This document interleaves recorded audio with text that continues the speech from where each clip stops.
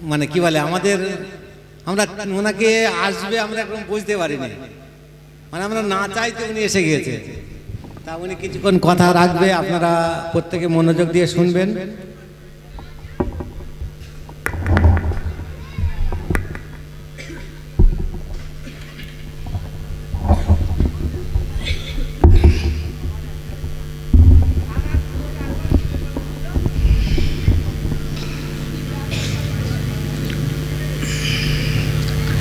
السلام عليكم ورحمة الله وبركاته.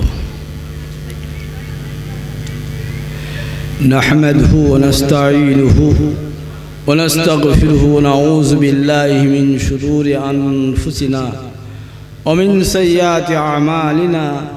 من يهده الله فلا مضل له ومن يضلله فلا هادي له. ونشهد أن لا إله إلا الله وأشهد أن سيدنا ونبينا مولانا محمدا عبده ورسوله. أعوذ بالله من الشيطان الرجيم. بسم الله الرحمن الرحيم. قال الله تبارك وتعالى في كلامه المجيد والفرقان الحميد: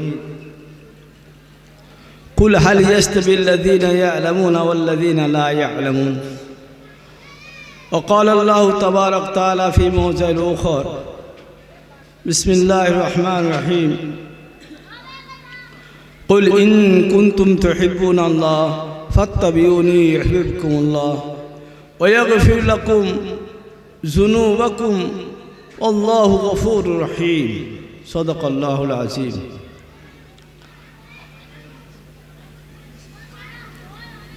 قال رسول الله صلى الله عليه وسلم: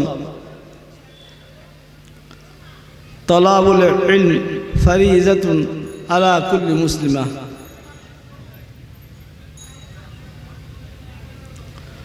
وقال رسول الله صلى الله عليه وسلم: اطلب العلم ولو كان بالسين. সমস্ত প্রশংসা সেই মহান করুণাময় আল্লাহ পাক রব্বুল আলামিনের দরগায়, যিনি আপনাকে আমাকে অত্যন্ত ভালোবেসে 18,000 মখলুকের মধ্যে শ্রেষ্ঠত্ব দান করেছেন। আমরা বলি আলহামদুলিল্লাহ। আল্লাহ পাক রব্বুল আলামিন তার ভালোবাসা এখানে শেষ করেননি। এই 18,000 মখলুকের মধ্যে এমন একটা নবীর উম্মত করে আমাদেরকে পাঠিয়েছেন, আমরা কোনো অ্যাপ্লিকেশন করিনি, কোনো দরখাস্ত করিনি, কাউকে বলিনি। যে নবীর উম্মত করে আমাদেরকে পাঠিয়েছেন, এমন আপনারা জানেন কোরআনের পাড়ায় পাড়ায় লেখা আছে একজন নবীর নাম, সেই নবী হচ্ছেন মুসা কালিমুল্লাহ। আল্লাহ পাক রব্বুল আলামিন তার সঙ্গে কথা বলবেন বলে বলছেন, এই মুসা, তোমার সঙ্গে আমি কথা বলবো, তার আগে তুমি তোমার পায়ের জুতো খুলে আমার সঙ্গে কথা বলো। আর আমার হাবিবকে দেখে নিজ আরশে মহল্লাতে ডেকে নিয়ে বলছেন, ও আমার হাবিব, তুমি তোমার জুতো মোবারককে আমার আরশের মধ্যে নিয়ে চলে এসো। বলেন সুবহানাল্লাহ। আমরা সেই নবীর উম্মত। কোন সময় ভেবেছি আমাদের নবীর মাকাম কত বড়?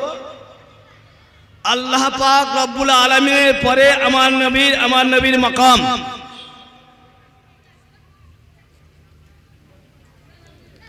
সেই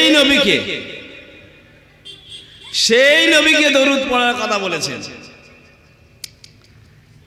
আল্লাহ বলছেন আমার নবীর উপরে দরুদ পড়ো। অপর জায়গায় আল্লাহ পাক রব্বুল আলামিন যখন পৃথিবীকে সৃষ্টি করেন, হযরত আদম আলাইহিস সালামকে সৃষ্টি করেছেন আর মা হাওয়াকে সৃষ্টি করেছেন। শয়তানের প্রলোভনে পড়ে ওনারা গদ্দমে ফলের কাছে যেতে বারণ করেছে, খেয়েছে গিয়েছে যাই করেছে, আল্লাহ পাক রব্বুল আলামিন জান্নাত থেকে যা দুনিয়াতে পাঠিয়ে দিলেন। ক্ষমা চাচ্ছে, কবুল হচ্ছে না, ক্ষমা চাচ্ছে, কবুল হচ্ছে না, কেঁদে কেঁদে চোখে কেঁদে লেগেছে, চোখ থেকে দাগ হয়ে গেছে, কবুল হচ্ছে না। এক সময় হযরত আদম আলাইহিস সালাম মনে পড়লো, আরে আমাকে তো আল্লাহ পাক রব্বুল আলামিন ফেরেশতার সামনে আর সমস্ত রূহের সামনে যখন আমাকে মাটি দিয়ে তৈরি করলো, ওরা তখন সেজদা করতে বললো, ইবলিস ছাড়া তো সবাই সেজদা করেছে। সেই সময় আমি আল্লাহ শুকরিয়া আদায় করার জন্য উপরের দিকে আরশের দিকে চেয়ে দেখি একটা নাম লেখা আছে, লা ইলাহা ইল্লাল্লাহু মুহাম্মাদুর রাসূলুল্লাহ। আরে এই নামটা তখনই উনি ভেবে নিয়েছিলেন খুব বড় একজন মানুষের নাম হবে, বড় হস্তির নাম হবে, যার কারণে এর নামটা আমার এখানে আছে, আল্লাহর এখানে আছে, তাই তখন ভেবে নিয়েছিলেন। আমরা দুনিয়াতে কি করি, যাকে ভালোবাসি তার ছবি নিয়ে টাঙিয়ে রাখি। আল্লাহ পাক রব্বুল আলামিন মুহাম্মদ সাল্লাল্লাহু আলাইহি ওয়াসাল্লাম ভালোবাসেন বলেন তার নামটা সেই আরশে মুআল্লাতে লিখে রেখেছেন। হযরত আদম আলাইহিস সালাম বহুদিন পরে আর দোয়া করছেন, আল্লাহ তুমি আমাকে মুহাম্মদ রাসূলুল্লাহ সাল্লাল্লাহু আলাইহি ওয়াসাল্লামের ওসিলায় আমাকে ক্ষমা করে দাও। কার ওসিলায়? মুহাম্মদ রাসূলুল্লাহ সাল্লাল্লাহু আলাইহি ওয়াসাল্লাম। এই নাম যখন নিয়েছে আল্লাহ পাক রব্বুল আলামিন, তিনি তারা জোশ এসে গেছে, এই নামটা পেলে কোথায় তুমি আদম, এই নাম তুমি পেলে কোথায়? তোমাকে আমার তো ক্ষমা করতেই হবে, আমি তোমাকে ক্ষমা করেই দেব, তুমি এই নামটা পেলে কোথায়? হযরত আদম আলাইহিস সালাম তখন বলছেন, আয় আল্লাহ, সেই আলেমে আরওয়াহাতে যখন আপনি আমাকে সবাইকে সেজদা করতে বলেছিলেন, ইবলিস ছাড়া সবাই সেজদা করেছিল, আমি শুকরিয়া আদায় করার জন্য আপনার দিকে তাকিয়ে উপরে শুকরিয়া আদায় করেছিলাম, তখন এই নামটা আমি সেখানে দেখেছিলাম। বলুন সুবহানাল্লাহ। এই নামটা তখন আমার মনে পড়েছিল, আর এই নাম নিয়ে আমি দোয়া করেছি।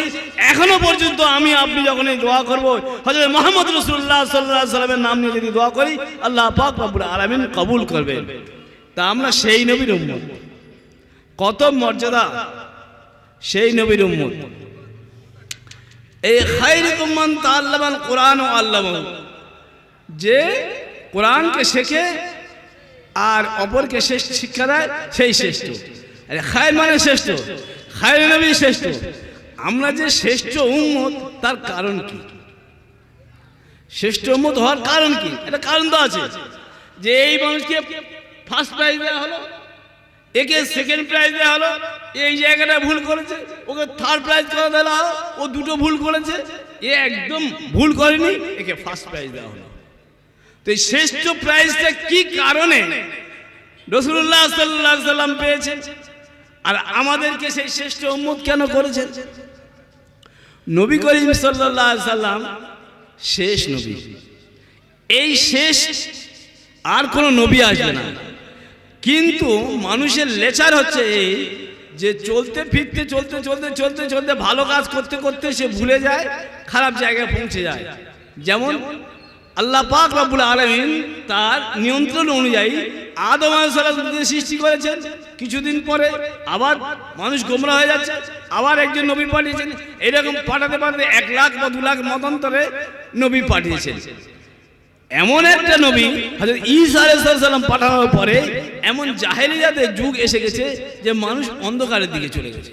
এত অন্ধকার, এত অন্ধকার, নিজের সন্তানকে দরকার করতে কোনো দ্বিধাবোধ করেনি। একটা মহিলা, তার পেটে বাচ্চা আছে, দুজনে কলার আছে, বেটা ছেলে আছে না মেয়ে ছেলে আছে, মারো, যে টাকা দিয়ে ওইকে পেট ছেলে করে, বেটা ছেলে হলে আমার দাম বেশি, আমি পাবো আর তুমি হেরে যাবে। এইরকম জাহেলিয়াতের যুগে সেই সময় আমার হাবিবকে আল্লাহ রাব্বুল আলামিন পাঠিয়েছেন, তিনি সমস্ত অন্ধকার মোচন করে দিয়েছেন। যখন একটা নূর থেকে আবার অন্ধকার এসে গেছে, তো আমাদের নবী আসার পরে আবার তো অন্ধকার আসবে না, আসবে না। হযরতে ঈসা আলাইহিস সালাম থেকে মুহাম্মদ রাসূলুল্লাহ সাল্লাল্লাহু আলাইহি ওয়াসাল্লাম 570 বছর, 570 বছরের মধ্যে জুহালা খারাপই এসে গেছে, আর আমাদের 1450 বছর হয়ে গেছে।